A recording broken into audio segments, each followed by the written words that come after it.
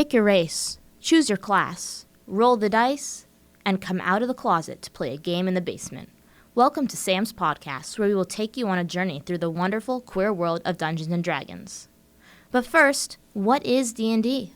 Well, it's primarily a story. Your dungeon master creates a world, and you and the other players populate it. Your choices and your dice rolls guide you, and everyone gets the chance to be someone they're not, or be who they truly are. For a game with more rulebooks than most religions, it is surprisingly freeing, especially to young queer kids who are leaving home for the first time, a home where they may have to wear a mask. In a world of high fantasy, players can shrug off the expectations of a heteronormative society and get the chance to relax in a setting where they won't be judged. Judgment has always been something I'm afraid of. For years, I've done my best to squash any feeling of otherness, which resulted in me feeling like an outsider without knowing why. Back at my high school, even something as small as joining the JROTC led to insinuations, which I denied at the time, but now turn out to be true. By the time I realized I was bi, I didn't think it would be okay to say it, so I just didn't. I continued on as I always did, living in a cage I had only just begun to see the bars of. But then I got to UNC, and the Monday in Week of Welcome changed my life. The SAGA, our school's queer group, hosted a lunch and pride flag painting event, and despite my misgivings, I went. When I arrived at the event, I had no idea my whole world would change. Sitting across the table from me, sketching with one hand and enjoying a donut with another, was a young man who would, for me and nearly a dozen others, introduce a whole new way of life. By the end of that day, I had not only befriended the boy, Chase, but also a lovely young artist named Elsie, a Saga board member named Lauren, and a transfer student called Vex. We'd all bonded, not just over our various queerness, but also our interest in D&D. Lauren connected us all to a queer group chat, and Chase and Vex got to work planning an interest meeting for D&D. A study room was booked in a library, and next thing I knew, I was among a group of 24 people that I didn't have to lie to. For many of us, being freshmen who weren't out of the closet at home, this was a rare opportunity to try living our truths. In my case, I talk a great game, but I'm actually pretty bad in social situations. I second guess every decision I make, and I never had the confidence to ask out a girl I liked. But my D&D character, she isn't like me. As Seraphina, the pirate, I am strong-willed, bold, brave, brash, and I never have to second guess. I don't have to worry about high expectations and critical commentary. I can focus on being heard and being seen in a way I've always been afraid to express. Without the fantastical environment of D&D, I would never have that kind of opportunity. And now it's time for the main event. I have here with me two of my friends and fellow Dungeons & Dragons players, and I'm going to do a little interview. So, hi guys. Howdy. Hello. Please introduce yourselves and then explain what introduced you to Dungeons & Dragons in the first place. I'm Chase. And I'm Elsie. What got me into Dungeons & Dragons was a lifelong interest in playing pretend. You know, that's really relatable. I think it was either that and one day I was at the bookstore and I was bored with my friend and we said, we're going to buy the Dungeons & Dragons starter pack, and even though there's only two of us, we're going to figure out how to play just with two of us. And we did, and it was kind of a disaster, but it was still really fun, and I eventually made all of my friends start playing. Wow, that's pretty cool. So, please explain what drew you both into the queer D&D group that we're both part of, or that we're all part of. I think you were talking about it first, right? With a couple people? That's right. At the Campus Y at a Saga event, we met up. I was talking to a friend by the name of Vexalia. We were talking about Critical Role and Dungeons & Dragons, and quite a few people in the room conglomerated around and just started talking about how we should start a queer D&D group.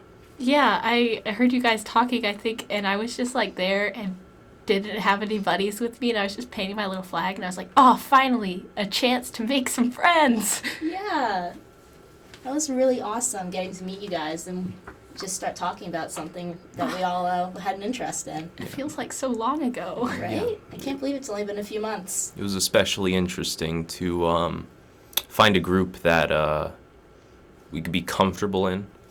That was especially important. Just all members of the queer community that know what everyone's about. No one will do anything extremely uncomfortable because we're all on the same page. Yeah. So, how has Dungeons & Dragons allowed you to explore your identity and express yourself, specifically your queer identity?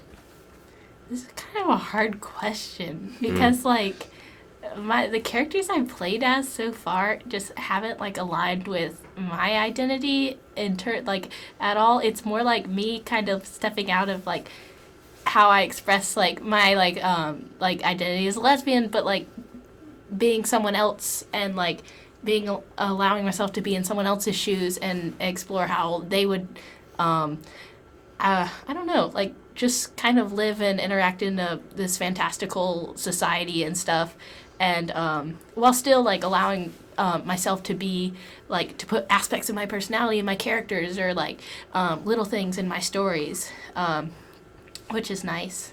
Yeah, especially with the resurgence of Dungeons and Dragons into popular media with several live shows and podcasts, such as The Adventure Zone and Critical Role. Critical Role especially interested me because of a bisexual character in the show that was openly so and had relationships with both male and female characters. It was nice to see representation and being able to both detach myself from the just implications and societal pressures but at the same time be able to express myself in a realistic sense despite being in a fantasy world is really what let me open up in Dungeons and Dragons.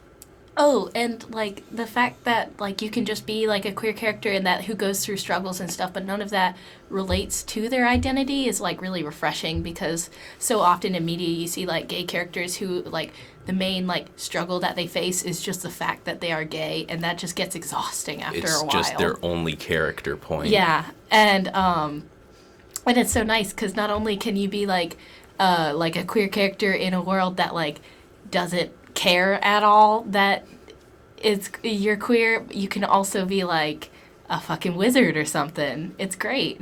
Yeah, it's pretty awesome. So, I got one more question for you guys. What is your favorite part of D&D? Oh, I wasn't expecting this question. My favorite part of Dungeons and Dragons is the bonds and trust formed within a small group of people sitting around a table and telling a cooperative story. That's really sweet. That's so sweet. I kind of like how I don't know. I think one of my favorite things is that the story isn't like only yours. Like, because I like to write comics and stuff like that. But like when in D&D, like you make a story and then you can't really predict how it goes because your characters are people sitting across from you and they're alive and they make their own decisions, and you're just kind of like, oh boy, guess I get to see where this leads, and it becomes so much more than like anything you could create by yourself. And the dice are really pretty. Yeah, that too. Oh yeah, They're gotta sparkly. love those dice.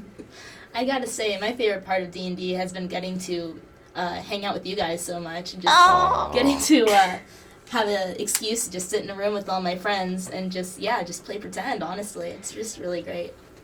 Yeah, that too. Like when you're little, no one bats an eye if you play pretend and stuff like that. Now we have to like conform to society. Okay. I want to hit people with swords. Exactly. Exactly. Don't we all? You get to do whatever you want in D&D. It's great. Yeah. All right. Thank you guys for coming. Thank you. All right. Thanks, Sam. All right. And I will see you guys at our next D&D session. Heck yeah. Expect it.